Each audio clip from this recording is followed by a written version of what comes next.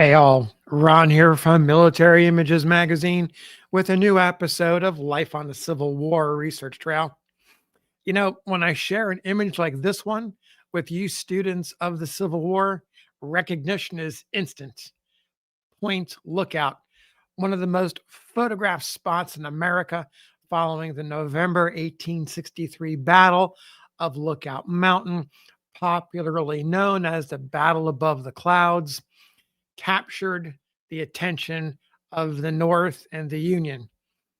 This engagement and the next day's fight at Missionary Ridge drove away Braxton Bragg's Confederate army, broke the siege of Chattanooga, and softened the impact of the loss of Chickamauga that caused the Federals to retreat to Chattanooga in the first place.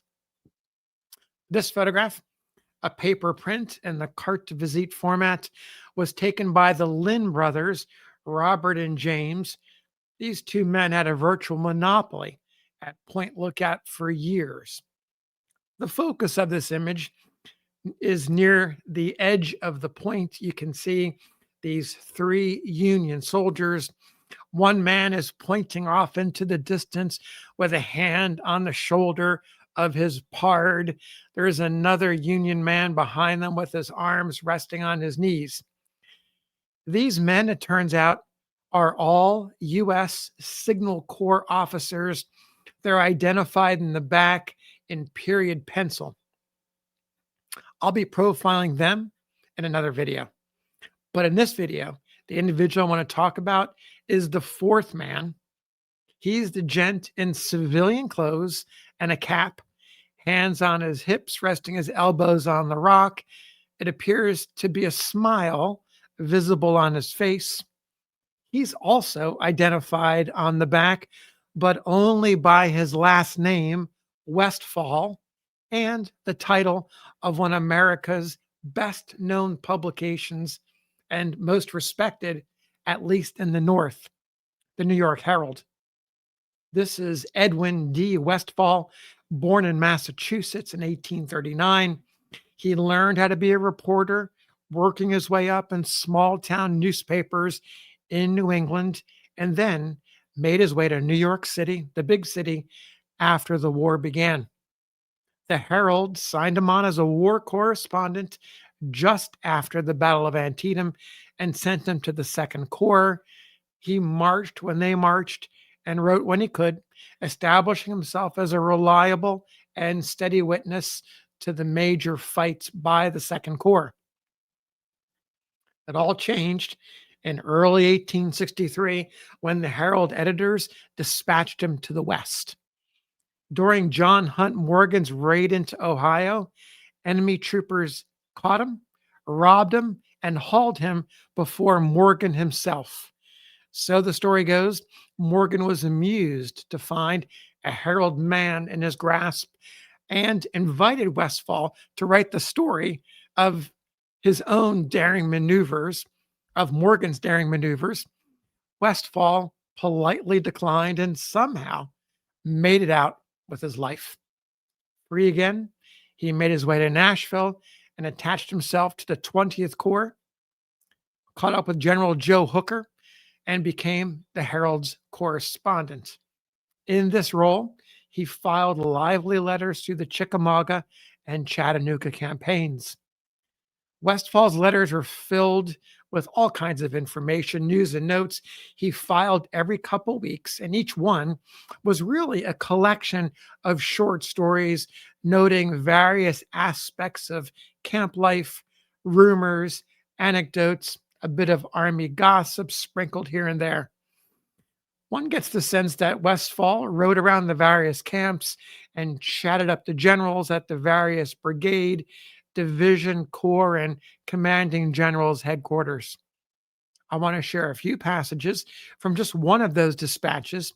This one was filed on December 17th, 1863, just a few weeks after the battle above the clouds. This first one is titled The Rebels, and it goes like this. W.J. Hardy, Lieutenant General, the superb technician, and all that, is at Dalton, temporarily in command of the rebel army of Tennessee. His headquarters are established in a neat brick tenement on the main street at the edge of town to the left of the wayfarer who enters from Ringgold. His cavalry vedettes are posted at Tunnel Hill, and the main body of his army is encamped in and around Dalton and is represented to be about 35,000 strong. General Wheeler's cavalry, or so much of it as escaped from before Knoxville with Longstreet, has rejoined Hardee by way of mountain passes east of Cleveland and is now encamped on his right, recuperating for new deviltry.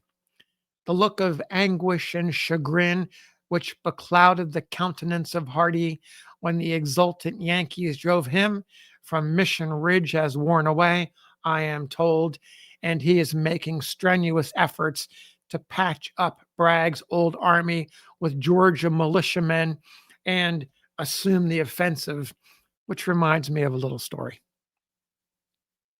Here's another passage. General Meigs lifts a joke. This is about Montgomery Meigs, the chief quartermaster of the Union Army. It goes like this. During the dark days of the siege, when food and forage were scarce and ghastly corpses and bleached skeletons of starved mules lined the thoroughfares hereabouts, General Grant and Quartermaster General Meigs arrived in Chattanooga. Taking an airing on horseback one afternoon, they passed the carcass of a huge mule lying by the roadside, whose ill savor went up before and around them. The hero of Vicksburg removed his briar root from his lips and remarked sorrowfully, "Ah, General, there lies a dead soldier of the quartermaster's department." "Yes, General," replied the quartermaster general in subdued tones. "In him you see the ruling passion, strong in death exemplified, for the old veteran has already assumed the offensive." Several weeks later, while they were standing together under a storm of rebel iron on Orchard Knob, General Grant reminded the ranking quartermaster of the offensive joke, who then realized that the hint had not been lost. Metaphorically, the great functionary is a dead soldier of the quartermaster's department. His offensive will incommode no one so long as cold weather lasts. One more passage for you. Chattanooga, United States Cemetery. To the end that every soldier who has given his life to his country in this part of Tennessee may be properly interred, that his grave may be identified by his friends, and a full mortuary record be preserved.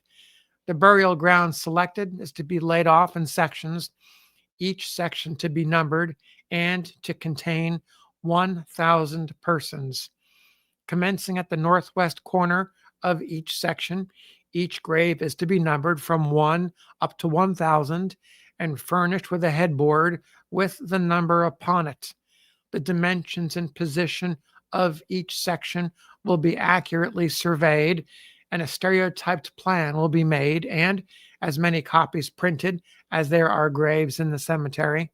Whenever the body of a soldier is laid to rest in the cemetery, a card will be fastened to the lid of the coffin, giving the name, rank, company, and regiment of the deceased, his residence before enlistment, the time and cause of his death, and such facts relative to his service as would be of interest to his friends or of historic value, and a copy of the information on the card will be made in a book for the purpose, kept by the post quartermaster. Copies of the plan of the cemetery with the location of the grave marked will be forwarded at once to the nearest relatives of any soldier who may be buried therein. Some 500 bodies have been buried in the new cemetery already, but I understand the location will be changed before further interments are made. Reverend Thomas B. Van Dorn has supervision of the cemetery. Sergeant Seth Weeks, Company D, 106th Ohio Volunteer Infantry, is sexton. So there's a flavor of Westfall's writing for the New York Herald. You might wonder what became of Westfall. He went on to cover the Atlanta campaign and Sherman's march to the sea, skirmishes, assaults, repulses, all of it.